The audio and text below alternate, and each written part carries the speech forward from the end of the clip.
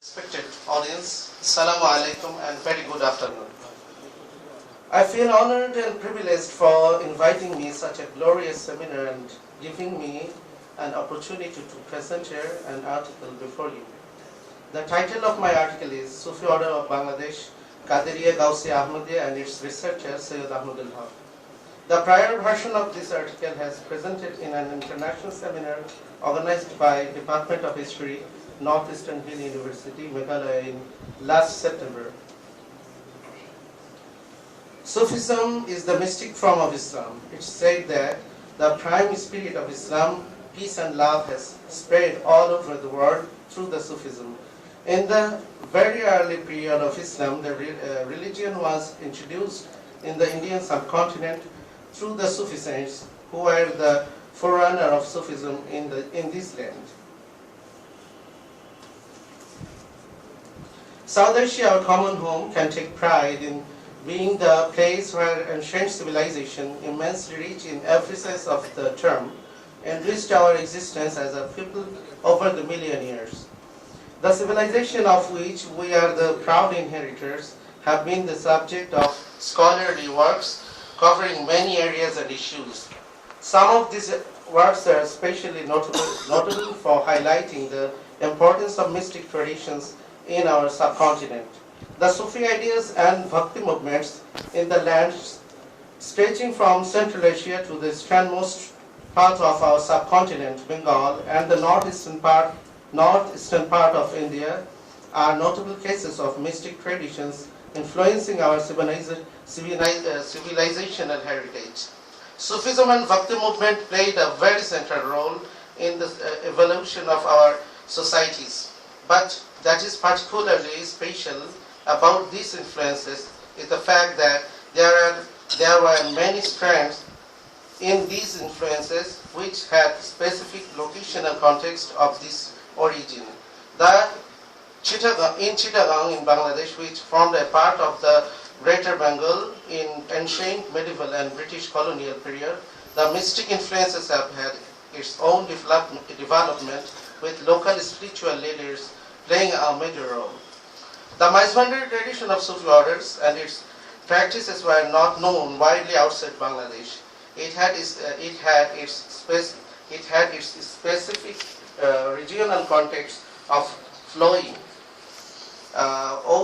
especially in the lower southeastern part of Bengal, Chittagong. The Sufi order owed its existence to Hazrat Sayyid Ahmadullah from 1826 to 1906, a great Sufi saint. This indigenous Sufi order got its father Philip from Hazrat Sayyid Ghulam Rahman, who was the nephew and a direct and closest disciple of Hazrat Ahmadullah, who conferred his dervish medal on him. Knowing about the Maizbandari Tariqa can make an important contribution to our comprehensive knowledge about development and influences of Sufism in Bengal. The pioneering role played in familiarizing Maizbandari Tariqa outside and inside Bangladesh was Sayyid Ahmadul Haq from 1918 to 2011, whose father Sayyid Sirajul Haq was a direct disciple of Hazrat Ghulam Rahman. In a symposium in San Francisco, USA on Sufism, Sayyid Ahmadul Haq presented a paper on Sufism in Bangladesh, wherein he explained to the Western audience the Maizbandari Tariqa. Besides, Sayyid Ahmadul Haq was an avid interpreter of Maulana Jalaluddin Rumi and his works in Bangladesh. For his devotion to and love for Maulana Rumi, he was fondly called Bangla Rumi, that means Rumi of Bengal. He discussed a similarity between Maizbandari and Maulaviya Tariqa of Hazrat Jalaluddin Rumi. The founder of Maizbandari Tariqa, Hazrat Maulana Ahmadullah, was born on 15 January 1826 in a village called Maizbandar, 30 miles north of Chittagong city. He is said to have descended from the family of the Prophet of Islam. It is historically established that after the Prophet of Islam stayed, the spiritual legacy of Prophet was handed down to Hazrat Ali, his cousin and son-in-law. There followed over the ages a succession of spiritually elevated and enlightened personality whose path of spiritual succession, as, ascension and struggle were intense and highly cherished.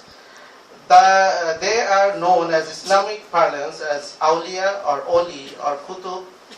These spiritually enlisted personalities followed their own individual techniques of prayer and meditation known as tariqas. Through these techniques of meditation, though their techniques and meditation differ from one to the other, their sole purpose was to attain the proximity of God. In Sufi hierarchy, they are known as tariqas. Amongst the tariqas, the well-known are Qadiriya, Chishtiya, Naqshbandiya, Sarardiya, Mujaddidiya and Mawlaviya. In the course of history of spiritual development, Mazbandari tariqa developed in the second half of 19th century in the hand of great Sufi saint Hazrat Sayyid Ahmadullah. This tariqa indigenously sprang up and this is the only Sufi tariqa that came into existence in Bangladesh. Hazrat Sayyid Ahmadullah was a believer in the unity of all faith. He was able to bestow his spiritual blessings to all believers of different faiths and tariqas, keeping their own religions and spiritual entitlements. This open and free Sufi practice of embracing all irrespective and of characteristic belief and practice was known as Maishwandari Tariqa. This syncretic Tariqa appealed to Bengali psyche. Sayyid Ahmadul Haq wrote that, like Magnet, he felt that his life was also controlled by the Sufi saints. In 1956, he wrote an article, The Maizbandaris, in the newspaper The Pakistan Observer. This enraged some people who were against the Maizbandari Tariqa. In his book, A Short History of Chittagong, there is a chapter on Awliya in East Pakistan, where he wrote that the cult of Maizbandari was based on the philosophy of Maulana Rumi. He noted 4 contributions from Hazrat Ghulamur Rahman, and they are: 1. Love of the soul or sacred love, on which Maulana Rumi talked about in his Masnavi. 2. An introduction of new musical rhythm and tune in the form of devotion songs, which excite and the mind and ecstasy. 3. Establishment of spiritual refinery, where impure souls get refined. And 4. Creation of goodwill and harmony among different communities. Here Sayyid Ahmadul Haq quotes 2 beautiful couplets from the Persian Sufi poet Hafiz to emphasize the philosophy of Maizbandar. The first one says, Ask anyone who wishes to come, tell him or her where he or she wants to go. There is no insolence, hate, guard or gatekeeper in this dargah. The second one he quotes is, it is necessary for an honest one-colored person to go to the tavern, that means God's courtyard. The alley to the tavern is not the path of the proud.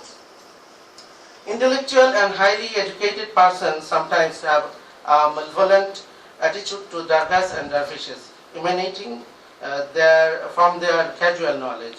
It was Sayyid Ahmadul Haq who understood properly the greatness of Maizbandari Tariqa, who studied and absorbed its essence and then presented it to the wider audience both at home and abroad.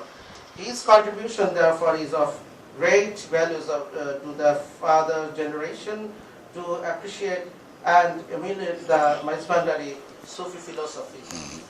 Maizbandari Tariqa has prescribed 7 steps for achieving nearness to Allah. These stages are: 1. Fana anil khalq, extinction of all hopes of help from man other than God.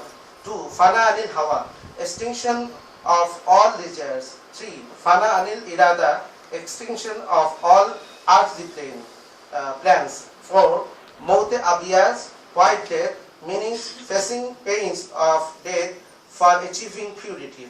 5. Maute Aswad, black death, it means facing pains of death to stand criticism of the people.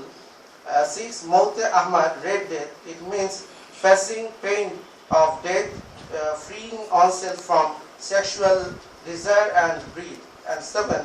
Maut al-Azhar,